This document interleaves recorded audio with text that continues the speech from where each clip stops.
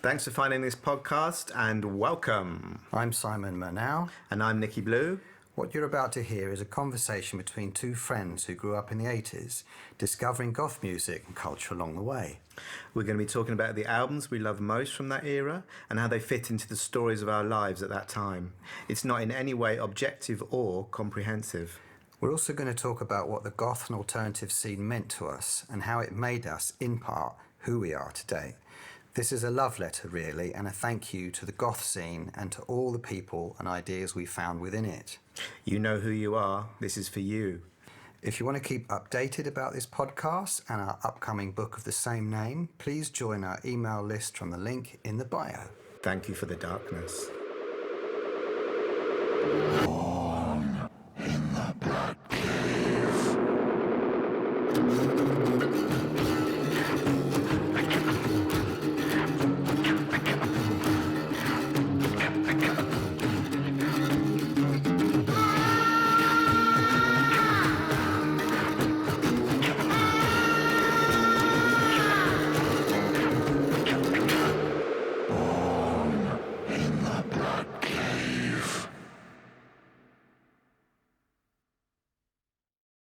So we are, we are recording. Let's get our coughs out of the way first. Yeah. Is this going to totally encroach on my space again? Don't worry, I'm moving it. So we're just eating, for those listening and not watching, Simon's kindly given us a punnet of blackberries. These from your garden? No, they are wild crafted in the hedgerows of Brighton and Hove. We just had a mouldy one. They were rinsed, so yeah, they might not all be brilliant, but we'll pick the most delicious looking ones. Lovely. Anyway, so, Hello. flipping neck. Flipping neck. Hello. Bleeding week neck. 8. Who would have thunk it? We'd get this far. We'd live this long. We were just saying It has taken us 9 years to record these, hasn't it? since 1981. Well, we started planning them. Exactly. Yeah. When the first goth albums came out. So it's taken us like 30 years in the making. Yeah. So we're melting in the summer heat here, the summer heat wave of the UK, and we are still socially distancing, doing our best and staying safe. Yeah. And this No week snogging. we are, well, not me and you, no. We'd like to though. Well, I know you've harboured those dreams for so many years, haven't you? Moving on. Slightly awkward. Blokey. Yeah. So 1990 we're talking about it. Yeah. And the title we've given it, because this is a radical flat management structure project. Consensus. Yeah, is Death of a Decade, Decaying Dreams. All the D's.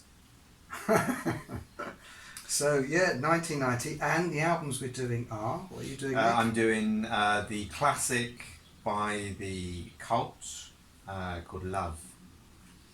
Yeah, and I'm doing the 4AD release Les Mystere, forgive my French, Les Mystere de Voix Bulgares, Mystery of the Bulgarian Voices. French accent, you just nailed it there. 1986, that one is, and was, and yours is 1985. Yeah. So, 1990. I moved to Muswell Hill with Simon Manning.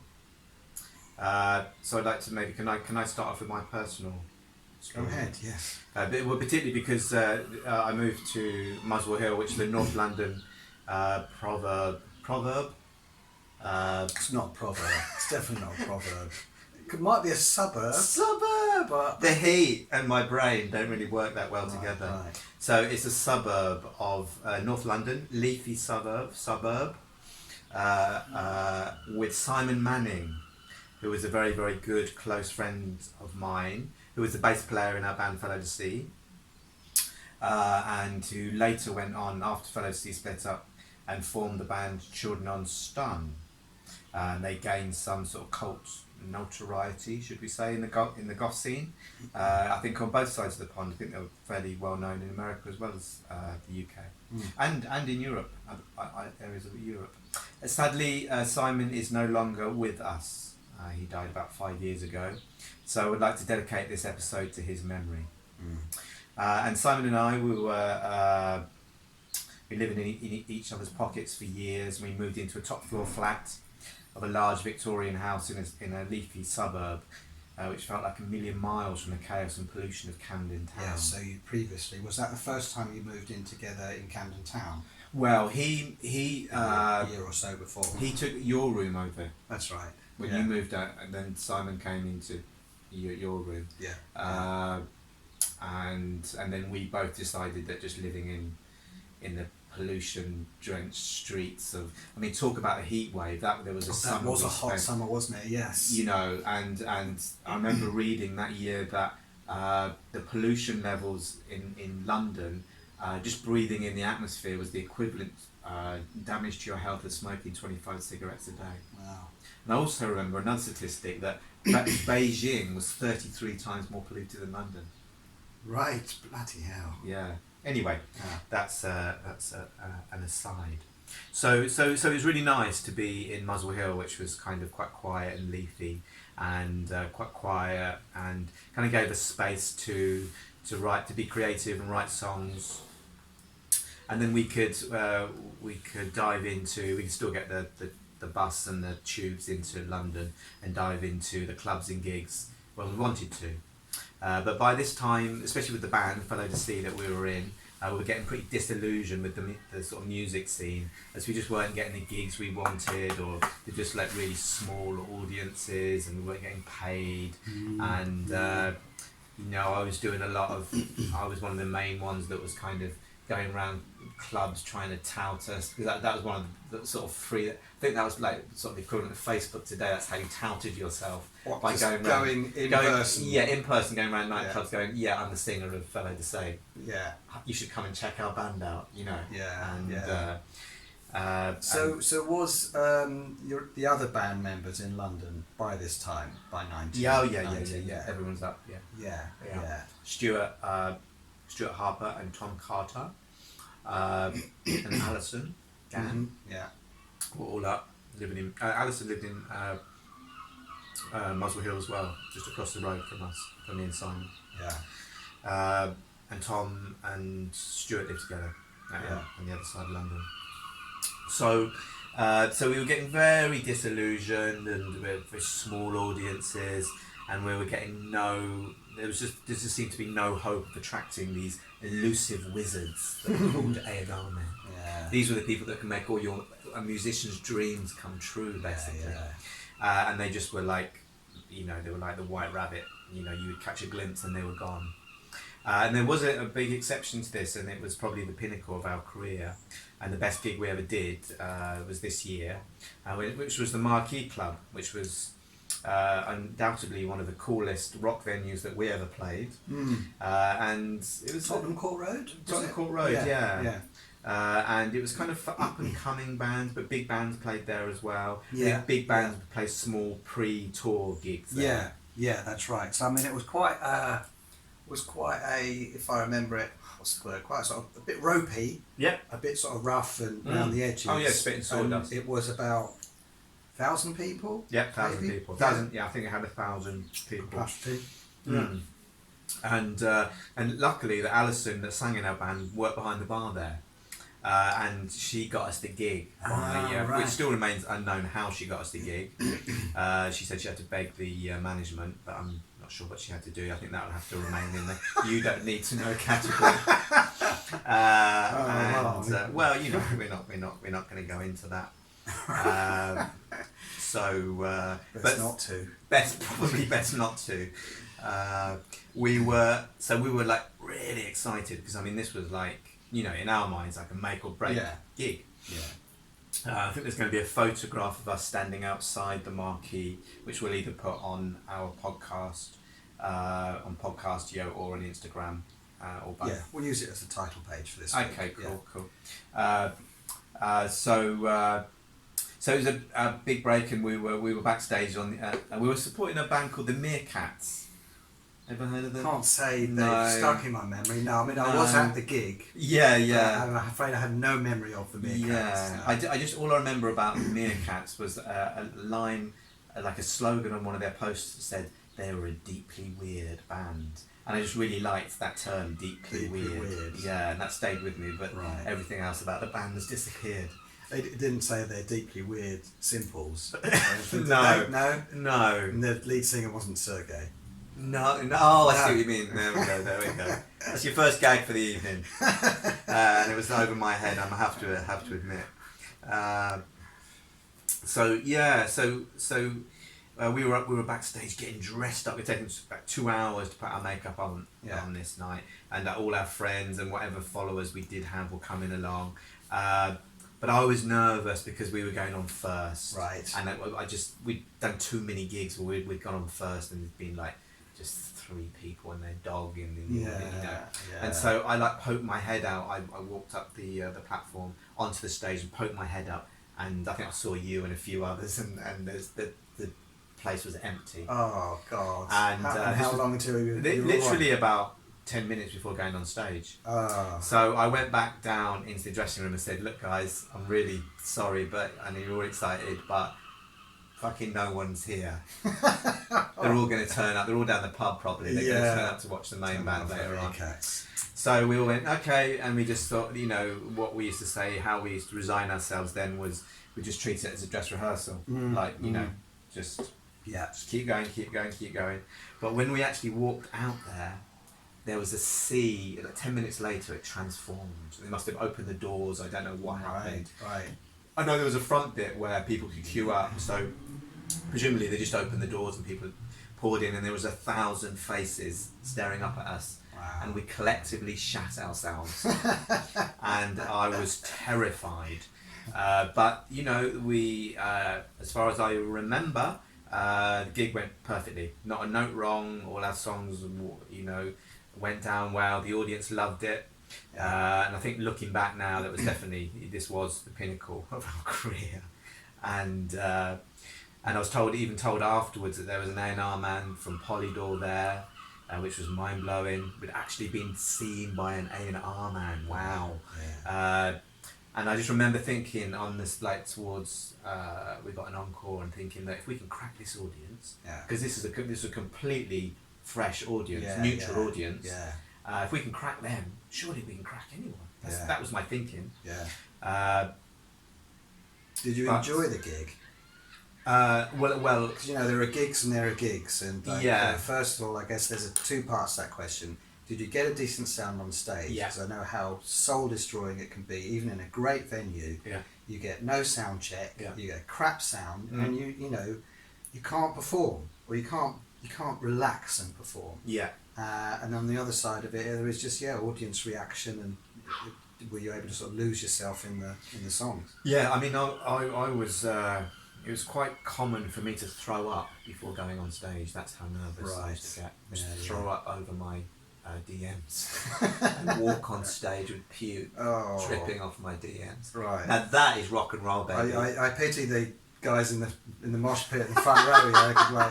Could smell you as well as hear you. Yeah. But luckily, there's so much hairspray they couldn't smell. I see. Right. The heady cocktail of crimpers and hairspray, sweet hairspray and patchouli oil.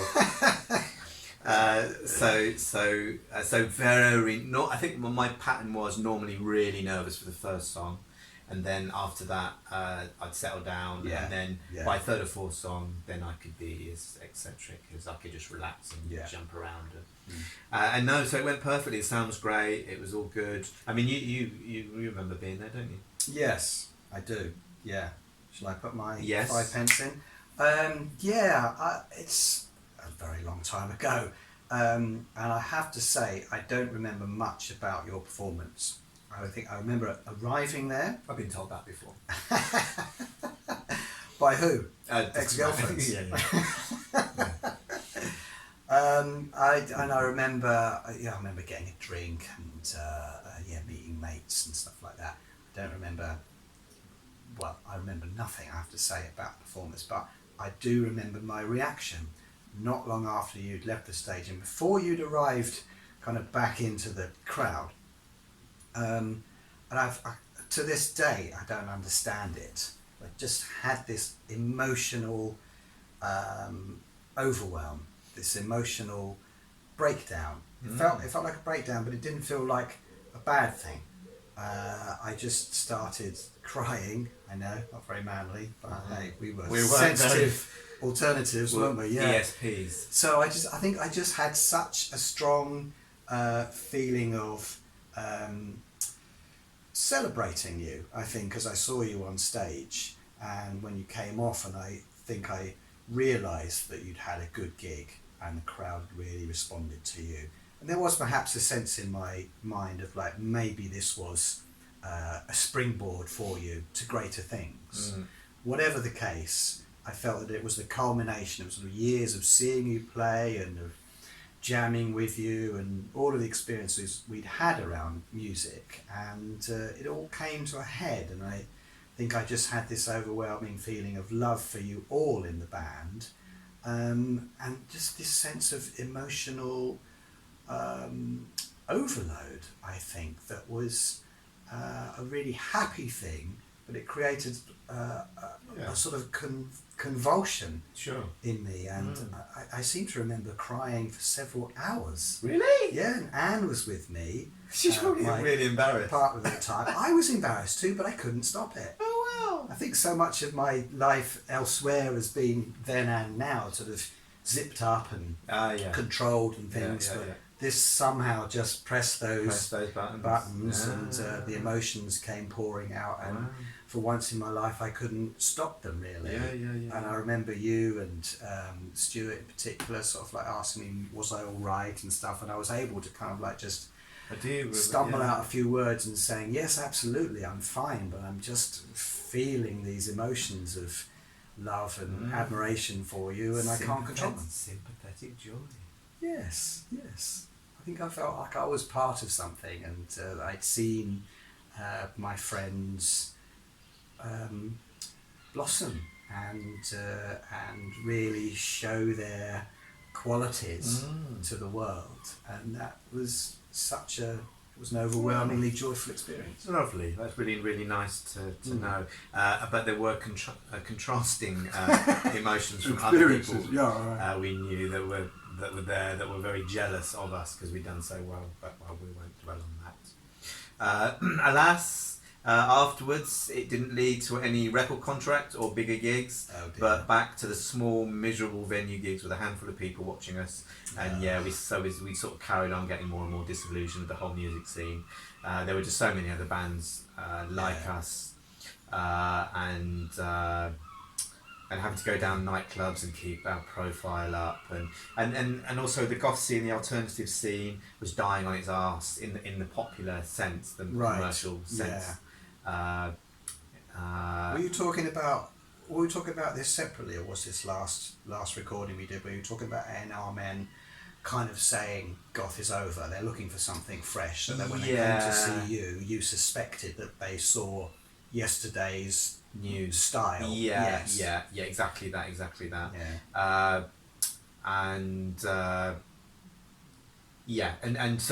So it's a difficult one, isn't it? How to, because we were trying to reinvent ourselves, but we didn't know where the alternative scene was going, and there were schisms in the band, as in Simon Manning really wanted us to stay a goth band. That's why we split up in the end, because he went off to form Children on Stun, and they became much more of a like a 90s version goth mainstream goth band, if you like, with a lot more success than we ever achieved,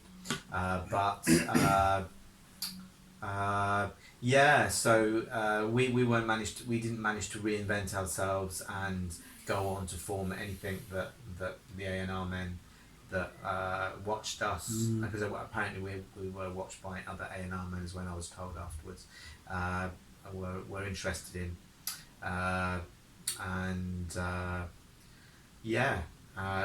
sort of, I mean, you can go and talk about your personal story now, but that kind of leads me nicely onto where I'm going to be talking about the cult and love Right. and how they navigated their way from post-punk into very unexpected waters. But then I'll go and talk about that after your... Okay, yeah. That's really interesting to sort of, see those different experiences of that marquee gig, and of it being both a pinnacle moment and a watershed moment, where perhaps after that you began to see that you weren't going to climb any higher, and that sort of, that terrible feeling after a really successful gig or successful experience. I've had a few of my own, where you kind of go home and there's been all the backslapping and all of the enthusiasm, the adrenaline flowing, and then out of it comes, or there's this feeling of a dead calm afterwards. Yeah. And there's almost a feeling, I think a lot of performers sort of get it in the dressing room and beyond, of like, what was all that about? Yeah. There's a come down afterwards, and Yeah. it seems like you went through that, and Oh, totally. perhaps Yeah. you realised that you put yourself in front of a lot of A&R men. They'd not picked up, they'd not taken the bait, No. so it was hard to maintain your enthusiasm after that. Really hard, yeah.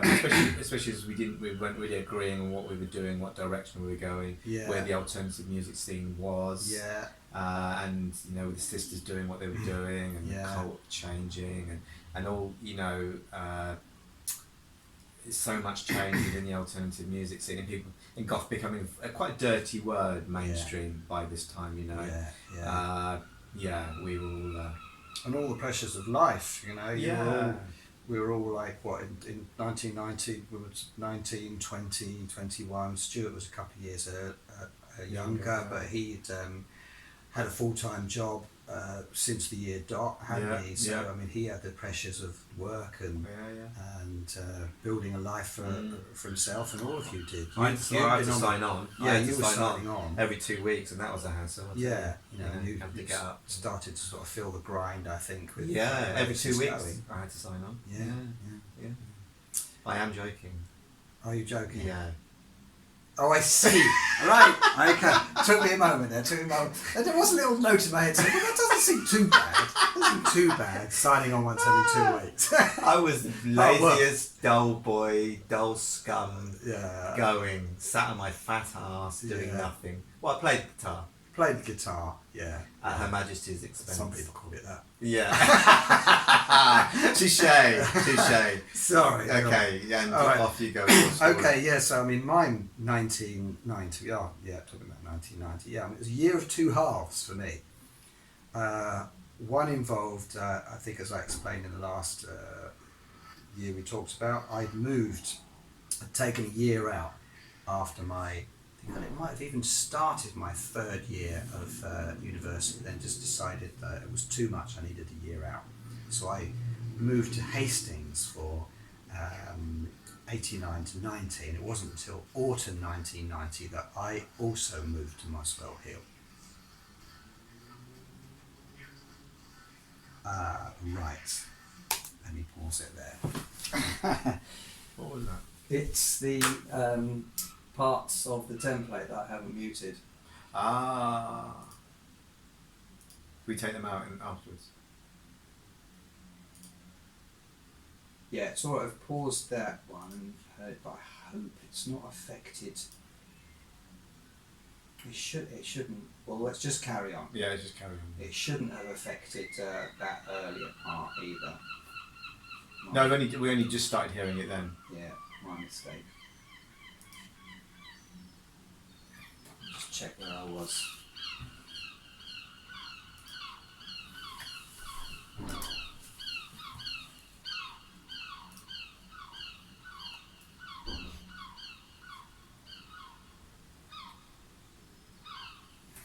I understand that people watching on YouTube are going to be a bit bored with this, so I don't know what I can do.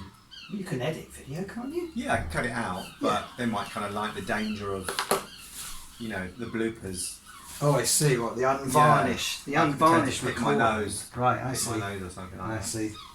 Or leave it in. See the whole thing. You can fast forward it on YouTube anyway, can't you? This is true. I can't be asked. I'll let you do the work. All right. There we go. Right, okay. All right, so yeah, I had taken a year out. Yeah, we're back on. Back Okay. on, yeah. So, yeah, I may have even started my third year and then decided I couldn't take it. I needed a year out.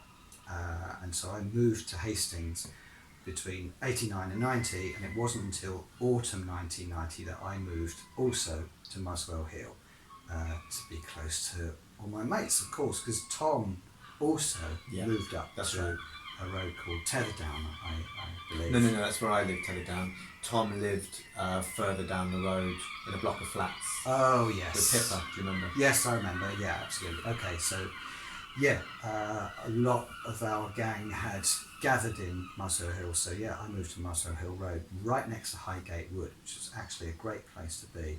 Was the shittiest flat imaginable, with a balsa wood door. Is this the basement flat? Because you lived in two flats.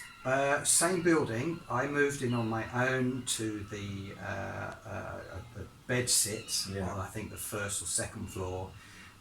This just incredibly flimsy door, and then I moved with Anne to that basement hellhole for about 3 or 4 months after that. So I'm going to talk mostly about life in Hastings, and then next week I'm going to talk about the return to London and experiences in Muswell Hill. So yeah, the year out in Hastings, I mean, involved taking on a boring job in Hastings, but I was also trying to get my first collection of songs together, and I recorded my first demo in the studio, which was really, really fun and really powerful experience.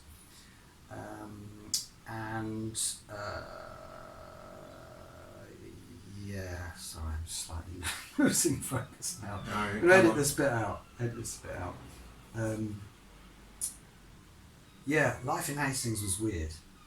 After 3 years that I'd been in London, I knew I needed the break, so I knew I'd made the right decision. But I mean, Hastings was dead after Camden and after London, and I ended up living in a flat above my father's grocery store in a fairly rough, deprived area called Hollington, which we know and love so well, don't we? Yes. For part of the time, my partner Anne moved in with me, but then she decided to move back to her family home just north of London. The fact was, our relationship wasn't doing well. If I'm honest, I was becoming more and more ambivalent about our relationship. We were close, we were super close in many ways, but I was beginning to suspect that it wasn't a healthy closeness. I struggled with her emotional issues, and frankly I was being drained by them even as I tried to take a year out. And I was only 20, 21, or I was 21 January 1990. I was too immature even then to know what to do or say about her emotional issues, which ran very deep. And although I managed to maintain a placid exterior for most of the time, I felt more burdened by them as time went on. And I was also deeply affected by my own shyness and what I thought of at the time as bookishness, artiness, obsession with ideas, and a dedication to my own songwriting and poetry.